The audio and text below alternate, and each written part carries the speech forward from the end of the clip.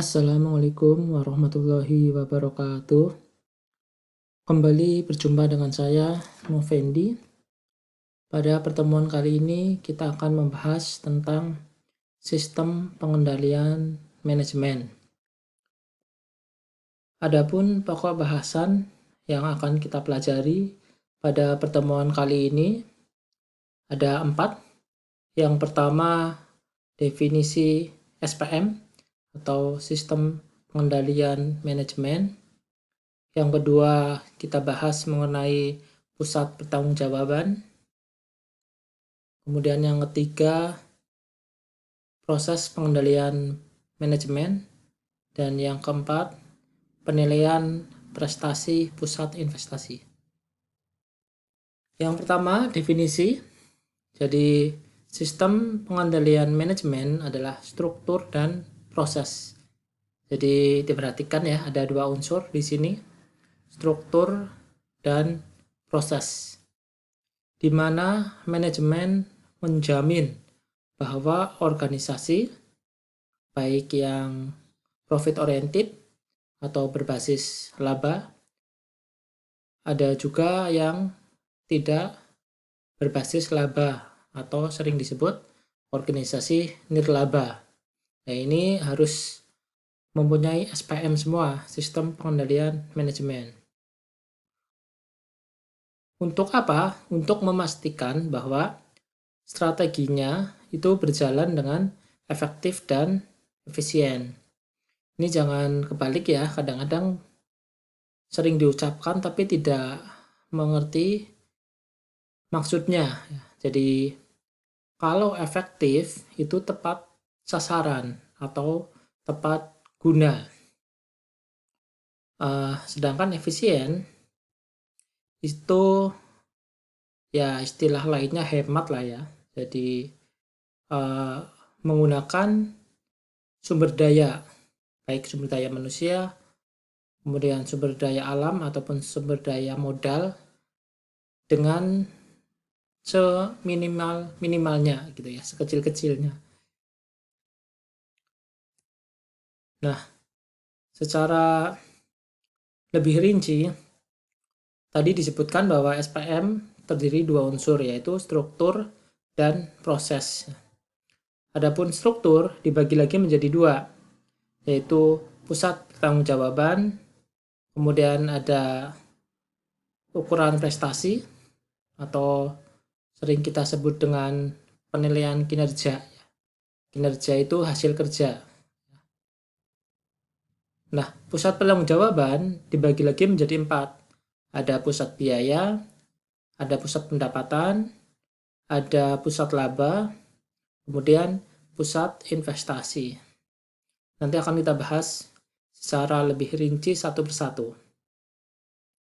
Kemudian untuk proses terdiri atas 4. Yang pertama adalah penyusunan program. Jadi programnya dulu ya disusun, baru menyusun anggaran. Ini kadang-kadang kebalik ya. Anggaran dulu baru program gitu ya. Ini harusnya urut ya. Kemudian pelaksanaan dan pengukuran, dan yang terakhir pelaporan dan analisis. Selanjutnya kita bahas mengenai pusat pertanggungjawaban. Untuk pengertiannya, pusat pertanggungjawaban adalah bagian atau unit organisasi yang dipimpin oleh seorang manajer yang bertanggung jawab terhadap unit yang dipimpinnya. Jadi setiap organisasi pasti mempunyai bagian-bagian atau unit-unit ya, atau sering disebut juga departemen-departemen.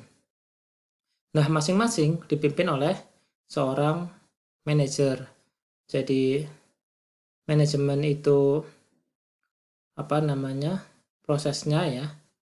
Nah, orang yang melakukan manajemen namanya manajer tuh. Nah, klasifikasi pusat pertanggungjawaban ada 4 ya, yang tadi sudah saya sebutkan. Kita bahas ya satu persatu. Kalau pendapatan itu kan jelas ya, pemasukan. Jadi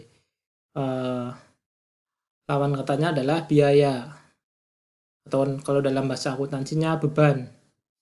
Ya, pengeluaran gitu. Ada pemasukan pasti ada pengeluaran. Nah, selisihnya disebut laba.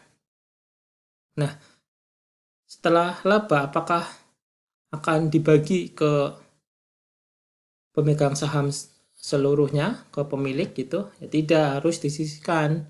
Untuk apa? Untuk investasi jangka panjang ini. Jadi uh,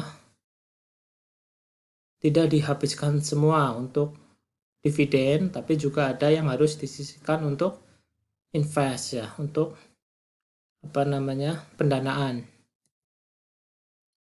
Selanjutnya kita bahas pendapatan dan biaya ini, pusat pendapatan dan pusat biaya. Langsung saya gabung saja ini. Kalau pendapatan ini ya, itu pengertiannya pusat pertanggungjawaban yang prestasi manajernya dinilai berdasarkan pendapatan usaha pertanggungjawaban yang dipimpinnya. Contohnya ini saya tulis di bawah, Departemen Pemasaran. Nah, marketing ya, ataupun orang yang melakukan pemasaran ya, bukan marketer ya, marketing ya, karena beda-beda orangnya kan, ada yang pakai ing, ada yang pakai kemudian dan lain-lain ya. Jadi itu prestasinya dinilai dari mana? Ya dari seberapa banyak produk yang berhasil dipasarkan gitu. Karena kalau misalkan sudah dipasarkan tapi tidak laku terjual, ya maka prestasinya tidak ada gitu ya. Misalkan sudah melakukan marketing secara masif gitu, tapi ternyata tidak ada produk yang terjual satupun di wilayah tersebut, ya nanti akan dinilai oleh pusat pendapatan. Kemudian pusat biaya. Ini merupakan pusat pertanggungjawaban yang mengolah masukan dan menghasilkan keluaran, tetapi keluaran yang dihasilkan tidak digunakan sebagai dasar ukuran prestasi manajernya. Contohnya adalah Departemen Produksi. Jadi ini karena pengeluaran ya, maka ukuran prestasinya apakah dari seberapa banyak produk yang dihasilkan, ya nggak bisa gitu ya. Jadi beda dengan pusat pendapatan gitu. Nah, pusat laba ini dihitung dari selisih pendapatan dan biaya. Kalau pendapatannya lebih tinggi maka laba, kalau biayanya yang lebih tinggi maka rugi.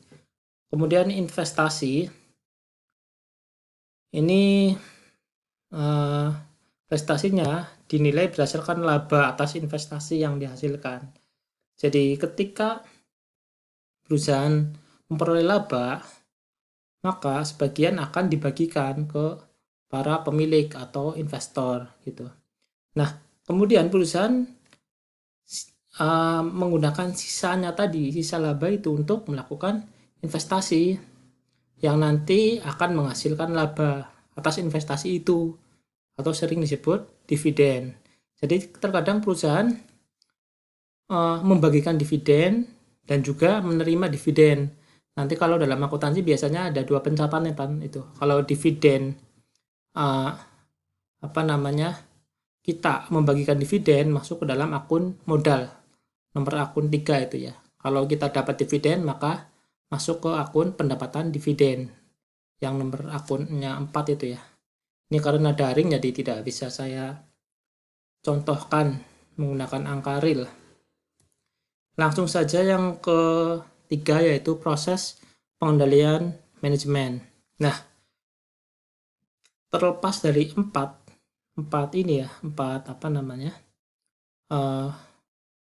proses ya yang sudah saya sebutkan tadi, ini harus saling berkaitan, dimulai dari penyusunan program, dan ada yang lebih penting lagi nih.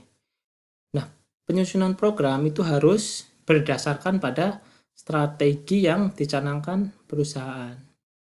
Karena tanpa strategi, maka program yang disusun nanti akan ngawur karena tidak ada pijakannya, tidak ada landasannya. Selanjutnya yang keempat adalah penilaian prestasi pusat investasi. Ini sebenarnya ada banyak metodenya.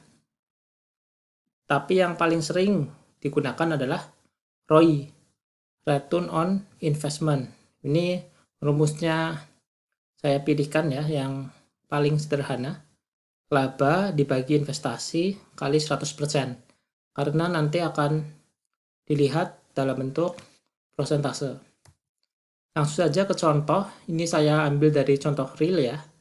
Ini saya ambil dari situs waralabaku.com. Kita tahu sekarang waralaba itu sedang marak gitu ya. Ini berasal dari Prancis ya. Franchise ya. Franchise kalau dalam bahasa Indonesianya waralaba. Ini nanti kamu bisa lihat situsnya ini, waralabaku.com. Saya ambil satu produk ya untuk contoh. Ini karena yang lagi rame sekarang adalah food and beverage ya, makanan minuman ya. Saya ambil satu produk namanya Sei Sapi Beta. Ini adalah makanan khas NTT ya. Ini ya berupa daging yang dimasak dengan kayu bakar.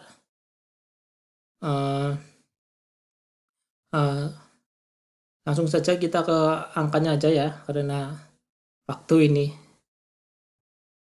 Nah, modal yang ditawarkan itu adalah 20 juta. Dan dari 20 juta itu dapat apa aja ini?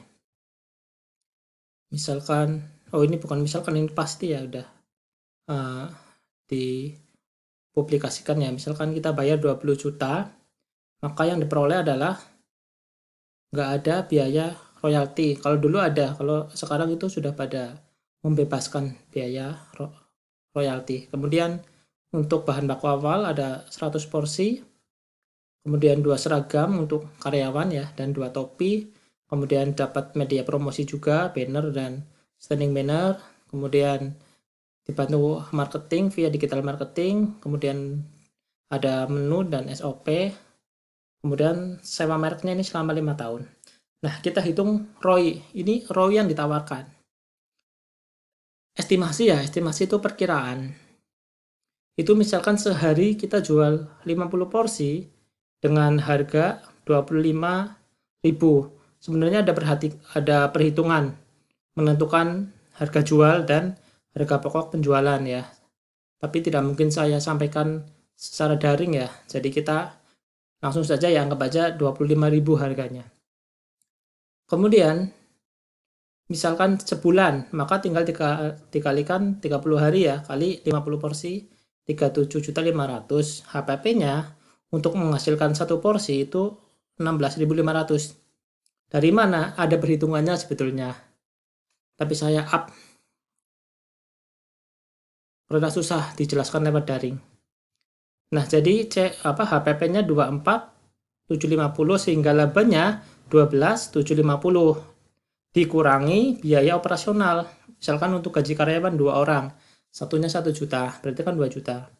Kemudian untuk POP ya, biaya overhead pabrik, ada sewa lokasi, ada untuk kebersihan, air, listrik, itu anggap saja 3.700.000, sehingga laba bersihnya 7.050.000. Sehingga ROI-nya tinggal dibagi aja ini, 7.050.000, ini dibagi 20 juta ini. 20 juta adalah investasi awalnya ini. Kalikan 100%, hasilnya adalah 35%. Nah, yang bagus gimana ROI itu? Ya yang mendekati 100%.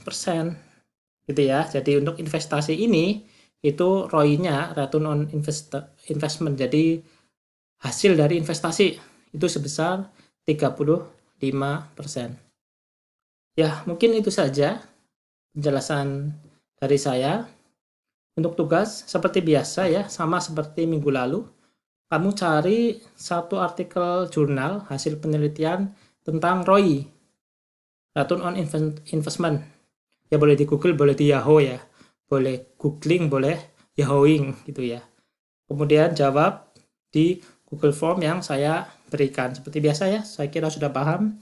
Dan 6 ini yang harus dijawab. Mungkin itu saja yang dapat saya sampaikan. Kurang lebihnya minta maaf. Semoga jadi orang sukses semua. Saya akhiri. Wassalamualaikum warahmatullahi wabarakatuh.